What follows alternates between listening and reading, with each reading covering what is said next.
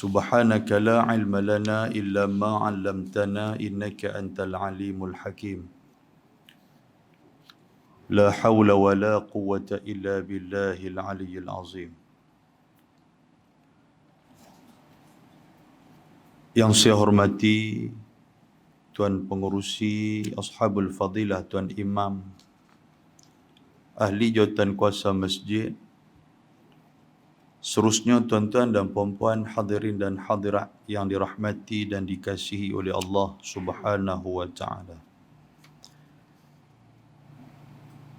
Di dalam sebuah hadis riwayat daripada Abdul Rahman ibnu Ghanam radhiyallahu anhu, kata dia daripada Nabi sallallahu alaihi wasallam, Nabi kata, man qala qabla an yansarif wa yathni rijlahu min salatil maghrib was subh la ilaha illallah wahdahu la syarika lah lahul mulku wa lahul hamdu biyadihil khair yuhyi wa yumit wa huwa ala kulli syai'in qadir 10 marat kutiba lahu bi kulli wahidatin 10 hasanat wa muhiyat anhu 10 sayyiat wa rufi'a lahu 10 darajat wa kanat hirzan min kulli makruh wa hirzan minasy syaithanir rajim walam yahilla li dhanbin yudrikuhu illa syirk fakana min afdalin nasi amalan illa rajula yafduluhu yaqul afdala mimma qal atau kama qal. Hadis sahih rawahu Ahmad. Sebuah hadis daripada Abdul Rahman ibnu Ghanam. Dia kata Nabi sallallahu alaihi wasallam bersabda, Nabi kata siapa-siapa sebelum daripada nak bangkit, selepas daripada semayang maghrib dan semayang subuh. Sebelum nak bangkit daripada semayang maghrib dan semayang subuh, dia berkata, La ilaha illallah wahdahu la syarikalah. Lahul mulku wa lahul hamdu biyadihil khair yuhyi wa yumit wa huwa ala kulli syai'in qadir 10 kali. Sebelum daripada semayang, selepas daripada semayang maghrib dan selepas daripada semayang subuh. Nabi kata, wa yathni rijlah, dalam keadaan kaki dia tak kepak duduk macam mana duduk bersila. Tuan-tuan kena ingat, lepas semayang subuh, lepas semayang maghrib, 2 semayang ni. 2 semayang ni Nabi kata kalau boleh jangan tinggal langsung untuk kita baca la ilaha illallah wahdahu la syarikalah, yang mana kita duk baca selalu dah 10 kali. Tok Imam tadi pun ada baca 10 kali. Nabi kata duduk dalam keadaan macam mana dalam semayang, sama ada duduk macam tahiyat awal ataupun macam tahiyat akhir. Duduk macam tu, menghadap ke arah kiblat. Apa makna yang kita duk baca la ilaha illallah wahdahu la syarikalah lahul mulku wa lahul hamdu biyadihil khair yuhyi wa yumit wa huwa ala kulli syai'in qadir. Yang 10 kali kita duk baca. Tiap kali lepas subuh, tiap kali lepas maghrib, 10 kali nanti kita duk baca. Macam mana yang tuan-tuan tahu yang kata la ilaha illallah, yang tu memang kita tahu. Tidak ada Tuhan yang disembah melainkan Allah. Wahdahu la syarikalah, dan Allah Ta'ala satu-satunya Tuhan yang tidak ada sekutu baginya. Wahdahu makna dialah Tuhan kita, dan kita minta lindung kepada Allah, kita tak mau mensekutukan Tuhan. Sama ada daripada sekutu amalan perbuatan ataupun sekutu daripada amal ibadat. Amalan perbuatan kita ni apa? Kita duk pergi cari tok-tok bomo yang duk menurun dan sebagainya. Kita duk percaya kepada pokok-pokok besar yang boleh bagi, duk ingat bagi manfaat ke, bagi mudarat ke. Kita duk percaya kepada benda karut-marut ni, yang tu perbuatan. Manakala satu lagi daripada segi amalan. Amalan apa makna tuan-tuan? Kita buat amal ibadat bukan kerana Allah. Yang ni yang Nabi takut. Nabi takut pasal kita buat amal ibadat, pasal kita nak tunjuk dekat orang. Istilah dia, yang ni adalah syirik. Syirik apa? Kita menduakan Allah. Pasal kita semayang, rupa-rupanya dalam diri kita ni bukan kerana Allah, tetapi kerana benda lain. Sahabat Nabi pernah diberi nasihat oleh Nabi. Nabi kata, inna akhwafa alaikum. Nabi kata, aku cukup takut kepada hamba. Benda yang akan berlaku kepada hamba ni, iaitulah melakukan syirkul asghar, syirik yang kecil. Sahabat Nabi tanya, ya Rasulullah, wa ma syirkul asghar? Syirik kecil itu apa? Maka kata Nabi SAW, dalam amalan kamu itu ada satu perkataan riya, iaitulah kamu nak tunjuk ke orang. Dalam bahasa Arab dia kata ra'a, asal daripada perkataan ra'a. Ra'a ni maksud dia tunjuk, orang tengok. Riya tu makna dia kita buat satu amalan, kita nak tunjuk ke orang. Kita main semayang di masjid, kita nak tunjuk ke orang, kata kita kaki masjid. Kita sedekah, kita nak tunjuk ke orang, kata kita ni pemurah. Kita baca Quran, kita nak tunjuk ke orang, kata kita ni qari. Sebab bersabit dengan hadis Nabi yang lain. Ada 3 golongan. Yang ketika mana di akhirat, ketika mana di hadapan Allah Subhanahu Wa Taala, hadis itu tuan-tuan boleh rujuk dalam kitab Penawar Hati, kalau tak silap saya. Bukan penawar bagi hati, tetapi penawar hati, hadis 40. Karangan Syekh Fahmi Zamzam, Abu Ali An-Nadwi, dia buat. Dia duduk dalam hadis yang ketiga ataupun hadis yang keempat. Tajuk dia dermawan, ulama dan juga ahlul Quran. Dia terseret di hadapan Allah Subhanahu Wa Taala pasal dia buat amalan, pasal dia buat satu-satu amalan, amal ibadat bukan kerana Allah tetapi kerana nak mendapatkan kepentingan masing-masing. Dibawa seorang alim ulama di hadapan Allah Taala. Yang atas dunia dulu, dia menyebarkan ilmu merata cerak. Atas dunia dulu, anak murid dia ramai. Atas dunia dulu, ramai orang yang mengharapkan ilmu daripada dia. Ketika mana di akhirat, dia dibawa depan Tuhan. Tuhan tunjukkan kepada dia, dengan kesungguhan dia pergi cari ilmu, Tuhan tunjuk satu persatu. Macam mana hidup dia atas dunia dulu. Dia pergi mengaji di pondok ni, dia pergi mengaji di sekolah ni, dia pergi mengaji di universiti ni, habis-habis dia ada ilmu, dia sebarkan ilmu tu merata cerak. Orang ramai suka kepada dia, dia meninggal. Bila dia meninggal, Tuhan tanya dia, aku bagi ke hang ilmu, hang sebarkan ilmu ni pasal apa? Dia kata, biwajhika. Aku buat semua ni ya Allah kerana aku mengharapkan redha daripadamu ya Allah. Tuhan kata, kadzabta, hang pemohong, Tuhan kata.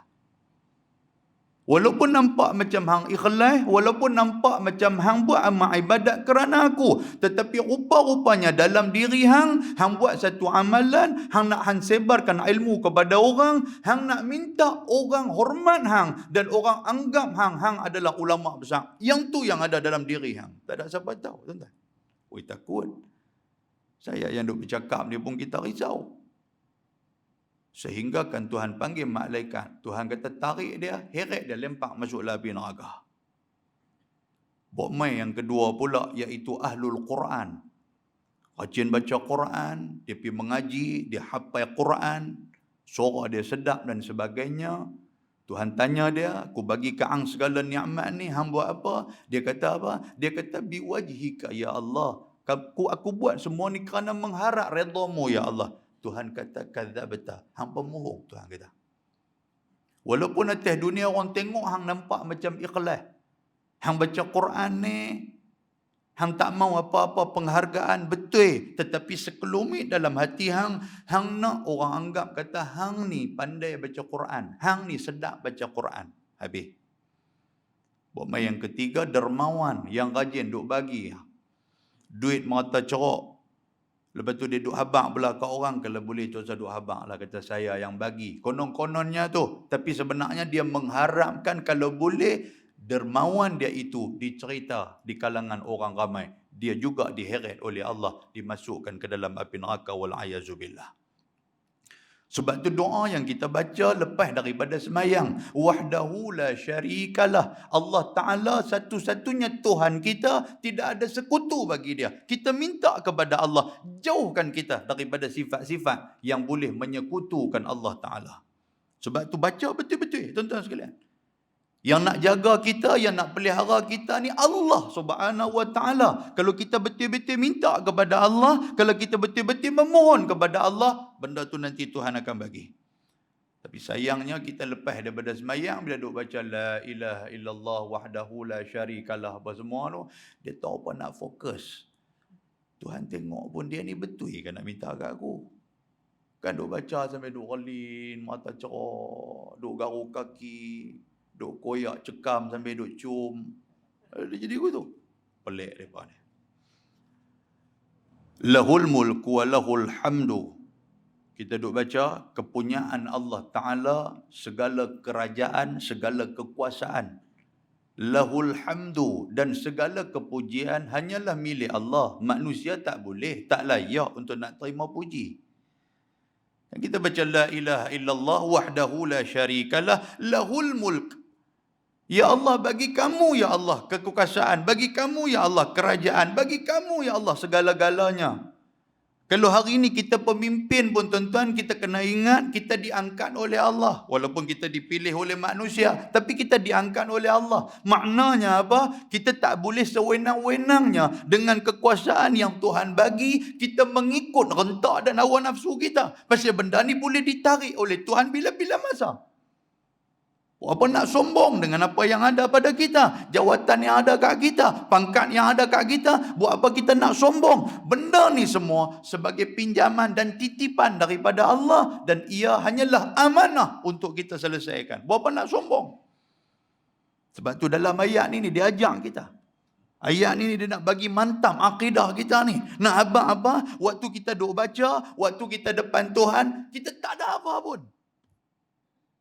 Nak bebaskan kita. Kalau istilah la ni dia kata nak memerdekakan hati kita daripada sifat ketuanan kepada sifat kehambaan. Dan benda inilah yang disebut oleh Rib'i bin Amir radhiyallahu anhu, seorang sahabat Nabi. Kalau kita pernah baca kitab Bidayah wan Nihayah karangan Imam Ibnu Kathir, dia memuatkan satu cerita. Yang cerita ni kalau mai masa merdeka ya tuan-tuan sekalian, cerita ni lah paling popular. Sahabat Nabi bernama Rib'i bin Amir radhiyallahu anhu. Waktu tu zaman Khalifah Umar Al-Khattab, dia mengangkat Sa'ad ibn Waqqas untuk menjadi komandan dan jeneral kepada tentera-tentera Islam. Sa'ad ibn Waqqas ni pula ketika mana nak lawan, nak menentang tentera Parsi, waktu tu berlaku pada 14 Hijrah, pada bulan Muharram. Tentera Parsi dah mula nak serang tentera Islam. Mereka panggil, mereka buat satu rundingan, mereka buat satu surat, mereka hantar kepada Khalifah. Khalifah menek kepada Sa'ad ibn Waqqas. Sa'ad ibn Waqqas hantar di kalangan tentera kita ni supaya pergi sembang dengan Panglima Parsi yang bernama Rustum. Panglima Parsi panggil, mai dulu. Sebelum nak lawan dengan kami, mai dulu, kita sembang dulu. Dia hantar siapa tuan-tuan? Sa'ad ibn Waqqas, dia hantar seorang sahabat yang bernama Rib'i bin Amir. Tuan-tuan dengar nama ni elok-elok. Rib'i bin Amir, jarang kita buh nama orang Melayu ni. Kalau bubuh nama Melayu Rib'i bin Amir, dia panggil I lah. Macam nama Syafi'i lah. Nama sedap Syafi'i. Dia panggil PI lah. Kan? Nama Mahmud, dia panggil Mud. Kan? Orang Melayu ni dia pandai reka. Tuan-tuan, Mud tu bahaya sebut ni. Minta maaf sebut, ada nama Mud kan ni? Tak ada nama. Mud ni kalau bahasa Arab, makna dia mangkuk. Kita panggil pula mut, palang mut. Palang mangkuk duk panggil mangkuk ayun lah kawan tu. Itu bahasa ni kena ni tuan sekalian. Dalam kitab Bidayah wa Nihayah Ibnu Kathir dia kata, sebelum nak terjadi satu peperangan yang disebut sebagai peperangan Qadisiyah yang berlaku pada 14 Hijrah. Qadisiyah ni adalah satu tempat di Iraq. Parsi nak menaluki Iraq. Dia panggil, diantar Rib'i bin Amir. Rib'i bin Amir ni tuan-tuan sekalian, dia di antara tentera Islam yang kecil. Dia ni kecil, rendah, dia bukan besar pun. Waktu kena pi Sa'ad bin Waqqas minit bi kadang hang tolong pi jumpa Rustum lah, dia kata tak apa, saya pi dia kata. Dia pi bawa pedang satu, lepas tu dia bawa tombak satu, dan dia naik kuda paling kecil. Kalau bahasa kita kuda padi. Dia naik kuda tu. Sampai di istana Rustum tu, di tempat kubu mereka tu, dia turun daripada kuda dia nak masuk, pengawal tahan dia. Pengawal kata nak masuk dalam, kena ni bawa keluar, pedang apa semua ni kena bawa keluar. Dia kata aku tak mau bawa keluar. Dia pun pengawal, aku tak mau bawa keluar. Pasal bukan aku nak main, dia kata ni ketua hamba yang panggil aku. Kata apa, kalau hamba nak ambil, aku nak balik. Dia kata. Pengawal itu pun dia habang kepada Rustum, kata ni tentera Islam main dah, dia ni akai banyak sikit. Rustum kata okey masuk. Dalam nak masuk tu Rustum, dia nak bagi juga tentera Islam ni supaya tunduk kepada dia. Dekat pintu tu dia bubuh galang tuan-tuan sekalian. Dia bubuh satu galang, nak masuk tu nak kena tunduk kepala tu. Rustum duk ada di depan, dia duk tunggu lagu tu ya. Bila nak masuk nak kena tunduk. Rib'i bin Amir walaupun kecil, walaupun nampak macam orang biasa, tetapi akai dia ni berjalan. Dia nak tunduk lagu tu, dia tak pergi ke depan. Dia lalu ke belakang.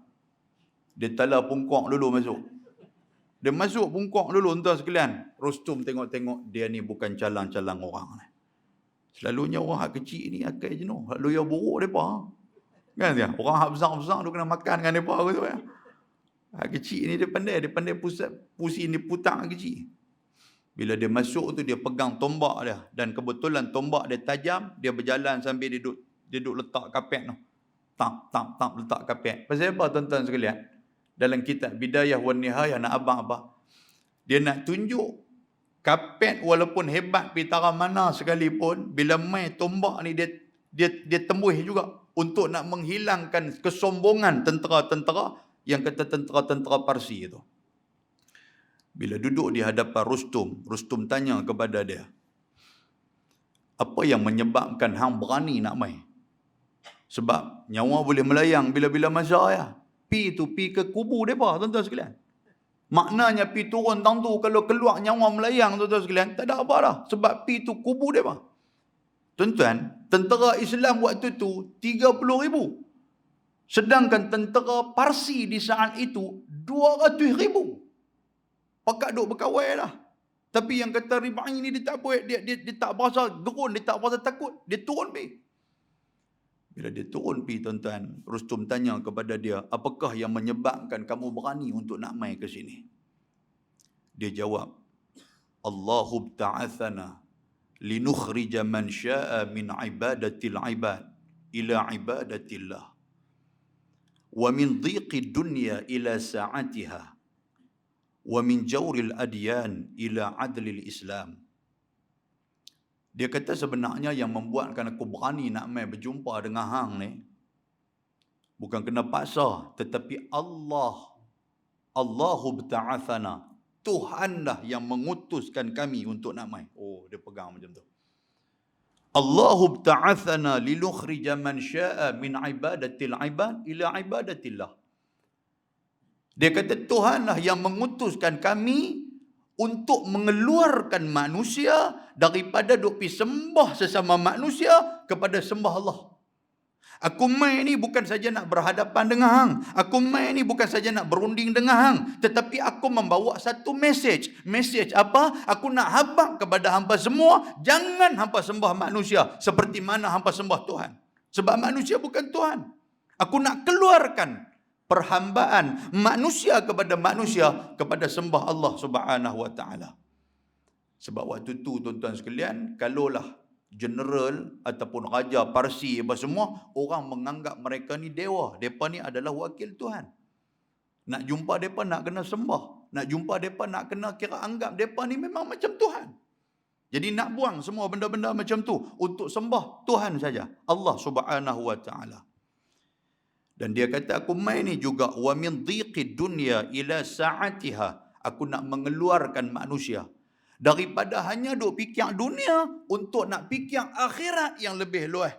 Daripada duk bergaduh tentang harta benda dunia untuk nak fikir akhirat yang di sana lebih banyak harta yang kekal dan juga abadi. Dia nak abang macam tu. Sebab tu mesej dia pi tu bukan hanya berunding tetapi untuk berdakwah. Sebab tu kita tuan-tuan sekalian, dalam setiap manusia, dalam setiap diri manusia kena ada perasaan dakwah. Bukan hanya ustaz-ustaz yang main aja, bukan hanya tok imam saja. Kita ni semua kena ada sifat dakwah dalam diri kita. Tak boleh nak dakwah siapa-siapa di kalangan kita pun, keluarga kita wajib kita dakwah. Isteri kita dakwah, anak-anak kita dakwah, dia orang lelaki lah. Kena bagi dakwah dekat mereka. Kata ustaz, saya tak menikah lagi ustaz, kata. Tak ada isteri, tak ada anak. Diri kita kena dakwah. Macam mana nak dakwah diri kita tuan-tuan sekalian? Iaitu paksa diri kita untuk buat amal ibadat. Yang tu dakwah tu. Dengar-dengar azan dan ikut dakwah. Tak boleh dan. Saya pergi mati celah-celah ni macam mana pula. Tak dan sembahyang. Sedangkan waktu masuk dah. Itu dakwah diri kita. Maknanya dalam kehidupan kita semua perlu ada dakwah. Yang ketiga, wa min jawril adyan ila adlil Islam. Aku main ni, aku nak keluarkan manusia daripada keterhambaan kepada agama-agama yang menyusahkan kepada keadilan Islam. Aku nak ajak hampa masuk kepada Islam ni. Daripada hampa duduk agama lain hak karut marut, agama lain yang caca merba, nak bawa mai kepada keadilan Islam. Sebab agama lain antara dia apa? Raja-raja ni adalah orang yang berkuasa. Raja ni mulia, raja ni tidak ada dosa. Itu agama lain. Pasal itu bila berhadapan dengan raja-raja, tuan-tuan, kita menganggap raja itu sebagai Tuhan. Itu pada agama yang lain. Sedangkan pada agama Allah Subhanahu wa taala, la arabi wa la ajami illa bitaqwa. Tidak ada kelebihan pada Arab, tidak ada kelebihan pada orang ajam, bukan orang Arab, melainkan kelebihan adalah taqwa kepada Allah Subhanahu wa taala. Itu Islam. Pangkat dan darjat tak ada apa. Sebab tu bila kita meninggal, tuan-tuan, Nabi habaq yatba'ul mayyit thalatha. Nabi kata bila meninggalnya seseorang manusia akan mengikut mayat dia ke kubur ada 3 benda. Ahluhu wa maluhu wa amaluh. Ahli keluarga dia, peta benda pangkat darjat dia. Yang ketiga adalah amal-amal ibadat, amal-amal yang dia buat atas dunia. Nabi kata fayarji'u thnani, 2 benda akan balik. Bila dah tanam Tok Syekh ni, dah tanam habis, 2 benda nanti akan balik. Wa yabqa ma'ahu wahid, yang akan kekal dengan dia satu aja. Apa dia? Iaitulah amal ibadat dia. Hang pangkat besar macam mana sekalipun, dekat batu nisan tak tulis pun pangkat hang. Boleh faham tuan-tuan? Tuan-tuan lagu duk jegir kat siapa-siapa. Nampak macam keras kat nama Allah, kan? Tak, dia mukadimah macam tu. Dia bagi nada dulu, sekali dia ujung-ujung baru dia main. Nak kona api keladi kan, nak kona api mana dulu kan. Dia kena lagu tu. 3 benda, tuan-tuan sekalian. 2 benda balik. Ahli keluarga balik. Teriak bilah macam mana pun tetap balik. Pangkat darjat, tuan-tuan sekalian. Waktu mati tu orang kata sebab meninggal. Oh tu, Datuk tu meninggal. Contoh lagu tu lah.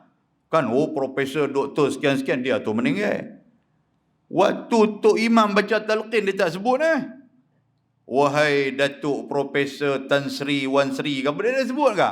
Dia kata buat tergeliat lidah aku Dia sebut nama wahai Pian binti Aminah. Yang tu dia sebut, yang tu sekalian. Kan hak tu dia sebut. Hak pangkat-pangkat tak sebut. Tara tu pun tak sebut. Tak ada apa yang boleh bersama dengan kita melainkan amal ibadat kita. Kemudian Rib'i bin Amir dia jawab lagi, tuan-tuan. Dia kata fa arsalana bidinihi ila khalqihi linad'uhum ilaih. Dia kata Allah Subhanahu wa taala utuskan kami juga adalah untuk kami nak membawa orang-orang kepada agama Allah Subhanahu wa taala, untuk kami nak dakwah orang. Kami Islam, kami nak dakwah orang. Cara macam mana nak dakwah orang? Macam-macam cara. Zaman tu dengan cara peperangan.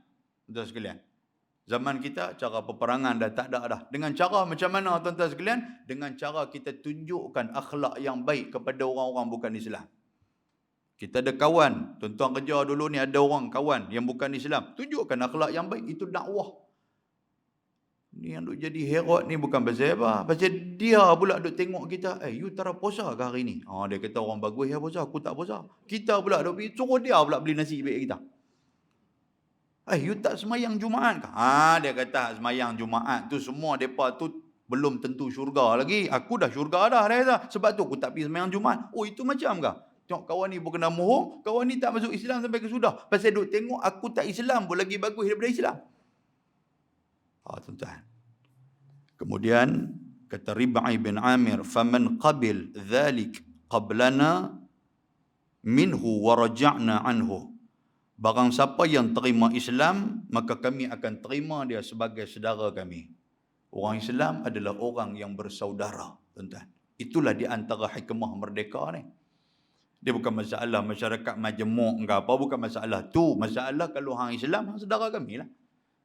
Tapi kalau hang bukan Islam pun, bukanlah kami nak serang hang, bukan kami nak perang hang. Kami akan tunjuk akhlak yang baik kepada hang. Sekurang-kurangnya dengan akhlak tu boleh hang masuk Islam. Itu maksud dia. Dan dia kata, وَمَنْ أَبَى قَتَلْنَاهُ أَبَدًا حَتَّى نُفْضِيَ إِلَى مَوْعُودِ اللَّهِ.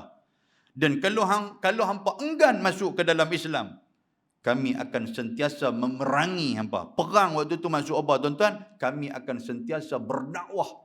Kami tidak akan putus asa untuk nak dakwah hampa, nak dakwah hampa, sampailah hampa masuk ke dalam Islam. Kerana dijanjikan oleh Allah Ta'ala macam mana yang telah dijanjikan Tuhan kepada kami. Itu kata-kata Rib'i bin Amir kepada Rustum, panglima besar tentera Parsi, tuan-tuan. Bila dengar macam tu, Rustum pun kata, ni bukan main orang ni bukan orang biasa ni. Dia panggil di kalangan lam-lam dia, tahu lam-lam. Lam ni orang panggil kuli lah. Kan, di kalangan orang bawah-bawah dia ni dia panggil. Dia kata, hampa dengar lah tadi dia kata apa? Kita dengar.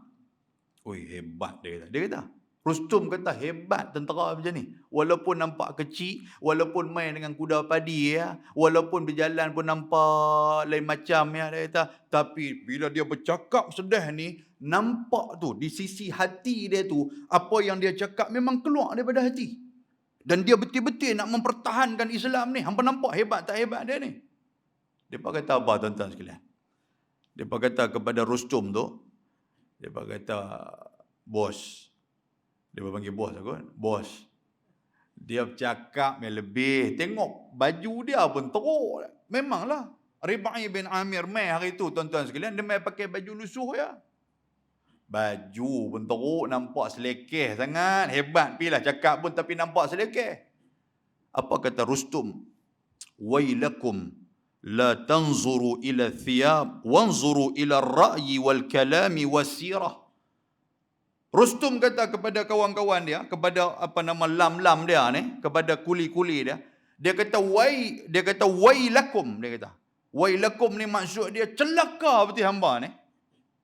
Pasal apa hamba ni celaka? La tanzuru ila thiyab. Hamba jangan tengok pakaian dia. Tetapi wanzuru ila ra'yi. Hamba tengok macam mana pandangan dia tentang Islam. Hamba tengok tu. Dia cerita bab Islam tu nampak jelas. Dia cerita bab Islam tu nampak kemas.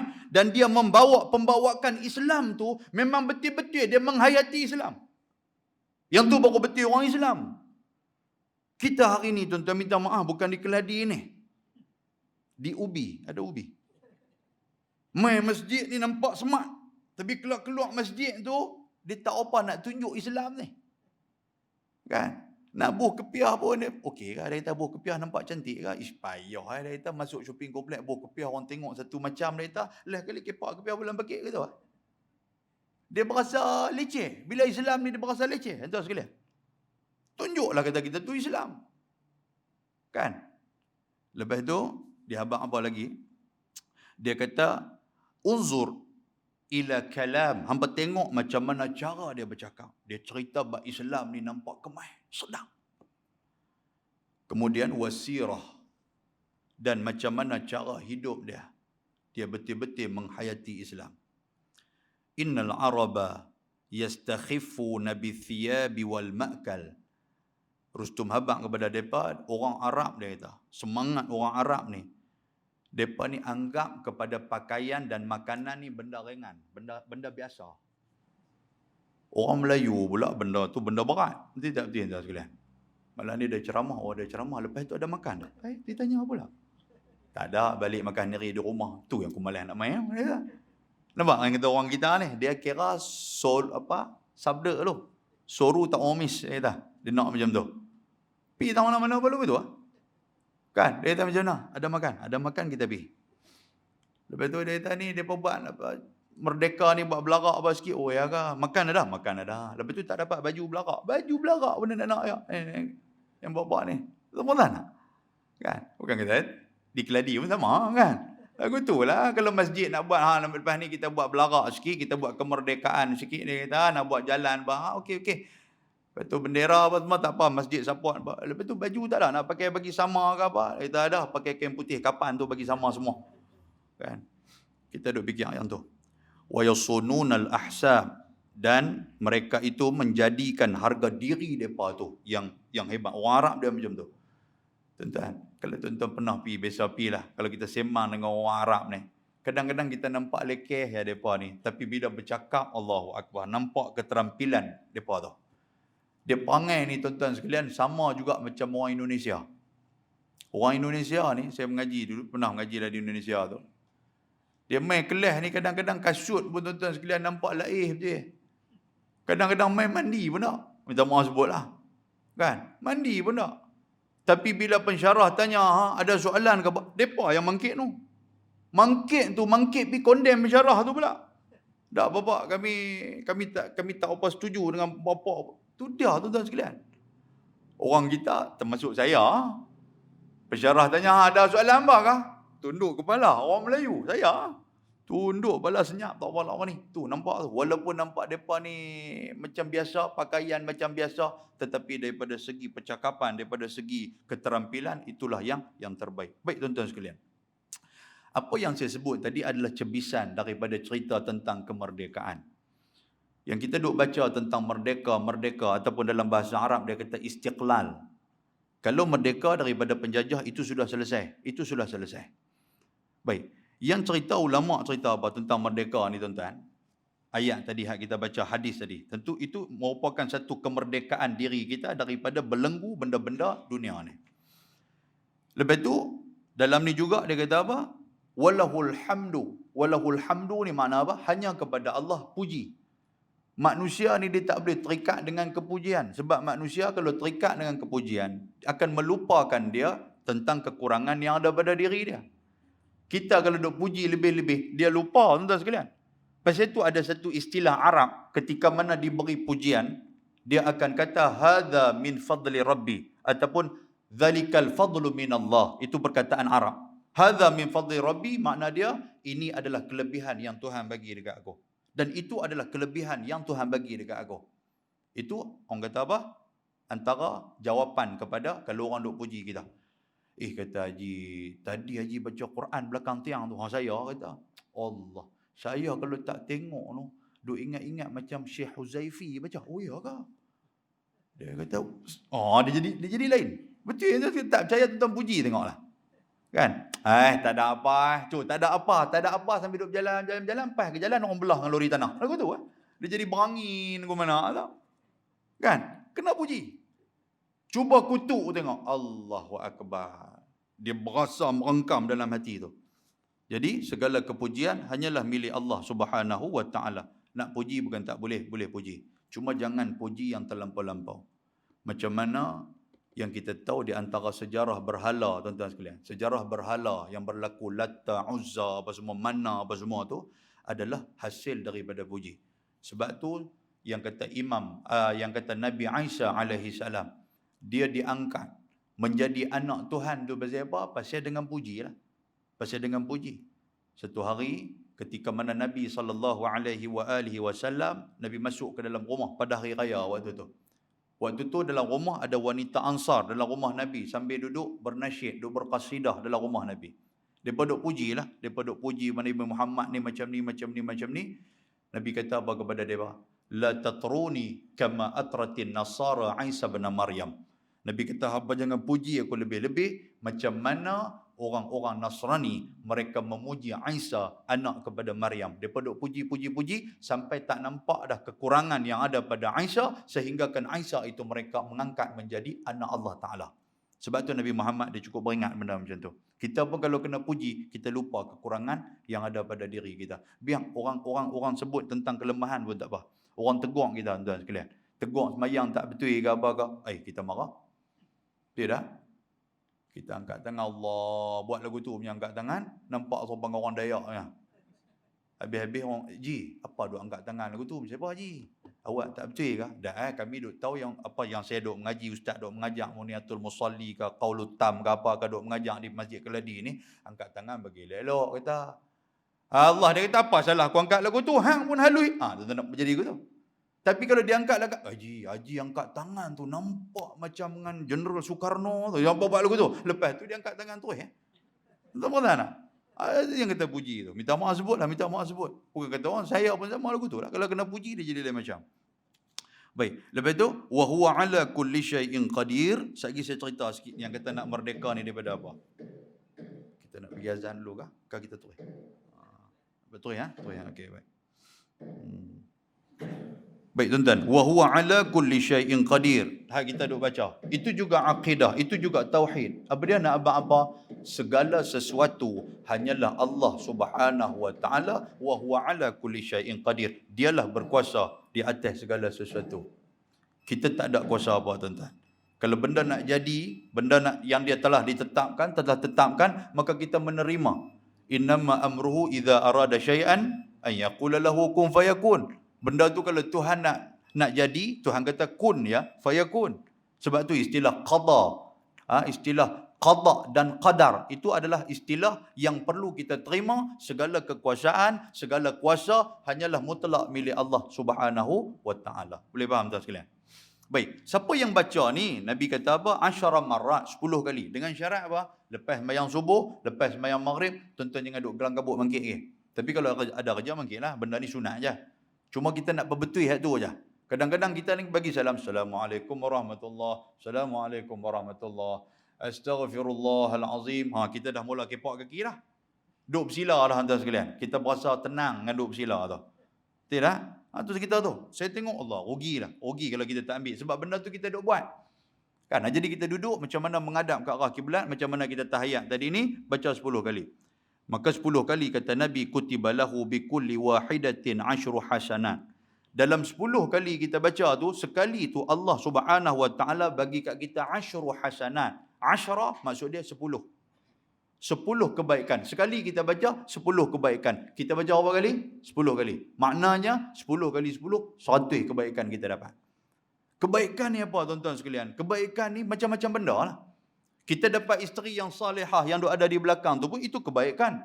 Dia boleh duduk gerak kita bangkit sembahyang subuh. Dia kata, abang, bangkit abang duduk peluk, duduk tepuk kita elok-elok. Alhamdulillah.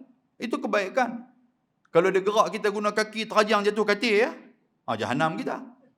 Tak. Kita dapat anak-anak yang salih, anak-anak yang salihah. Itu kebaikan. Tuan-tuan, Allah Ta'ala bagi kekuatan kaki untuk main ke masjid. Itu kebaikan. Kita hari ni tuan-tuan ada rezeki, itu kebaikan. Itu benda-benda macam tu.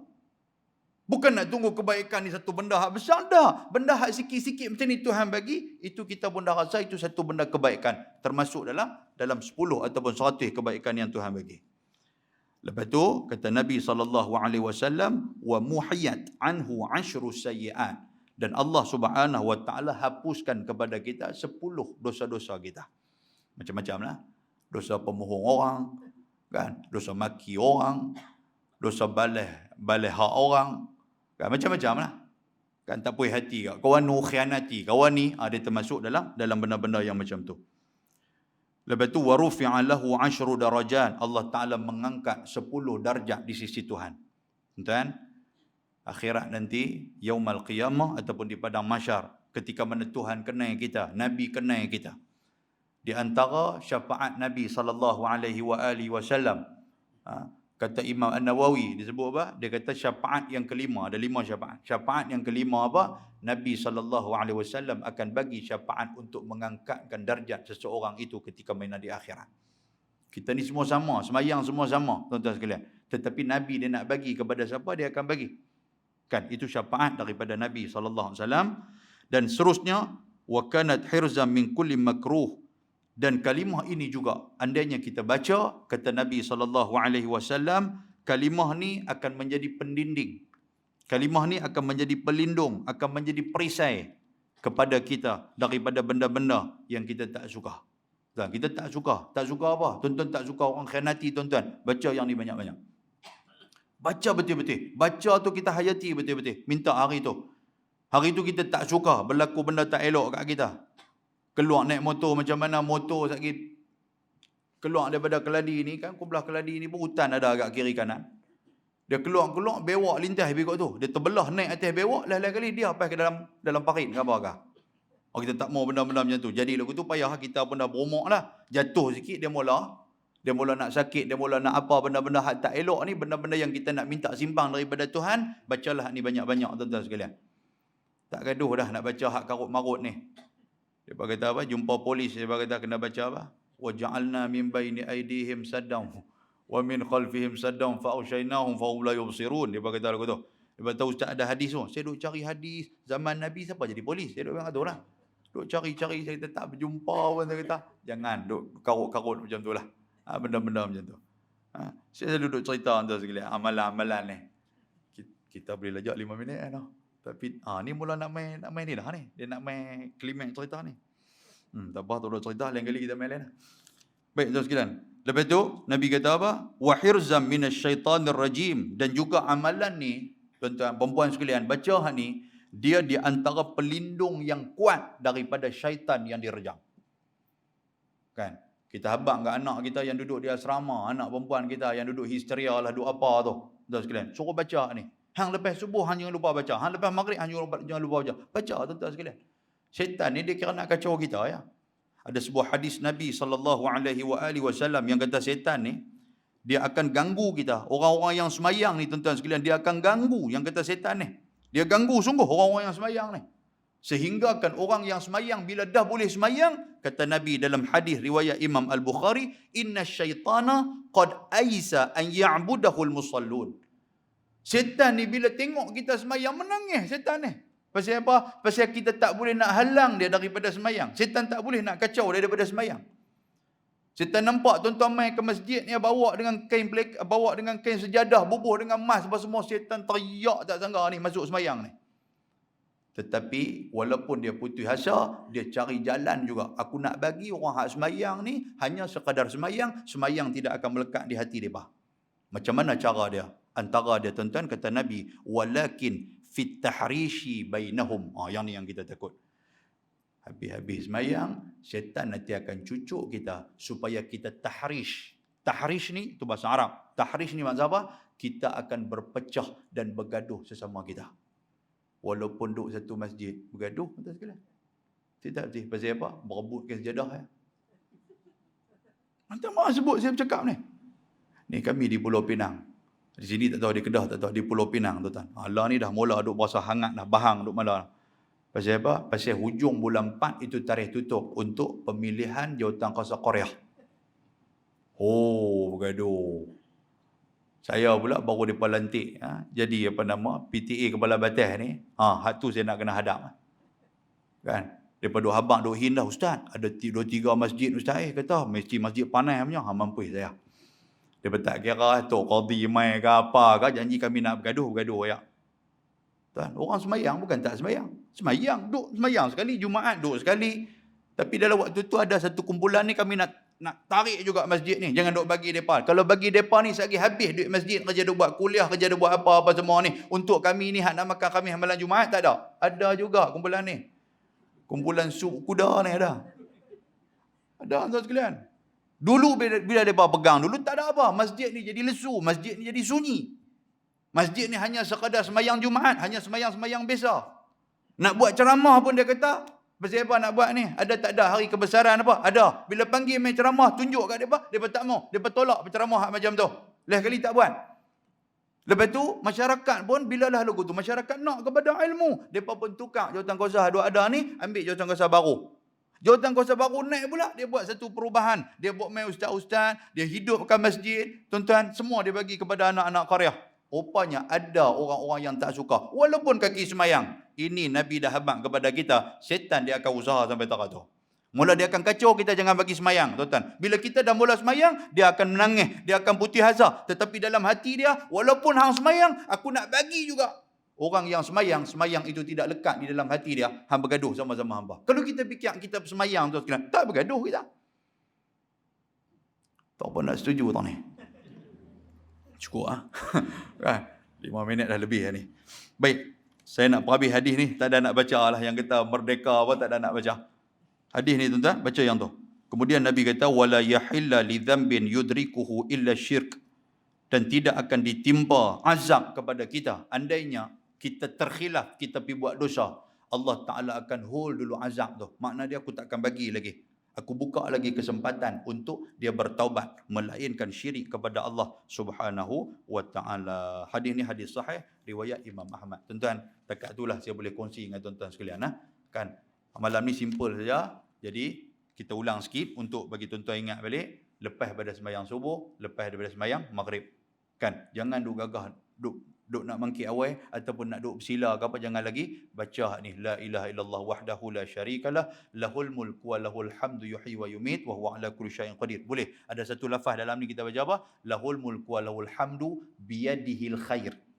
Kan, biyadihil khair kita baca 10 kali tuan-tuan sekalian, maka benda tu akan dapat fadilat yang kita baca dan juga kita kongsikan pada malam ni. Saya minta maaf, bukan kita terlajak 5 minit, dah terlajak habis 10 minit dah ni.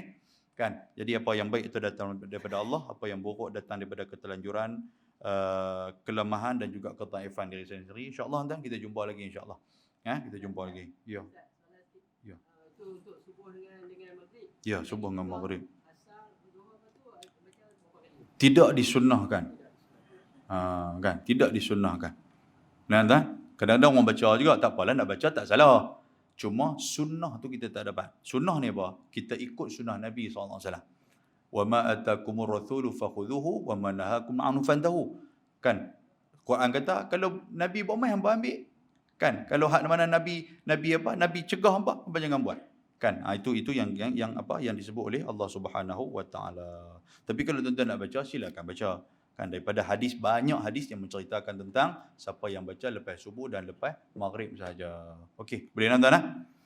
Cukup. Okey, baik. Aqulu qouli hadza wa astaghfirullahal azim. Assalamualaikum warahmatullahi wabarakatuh.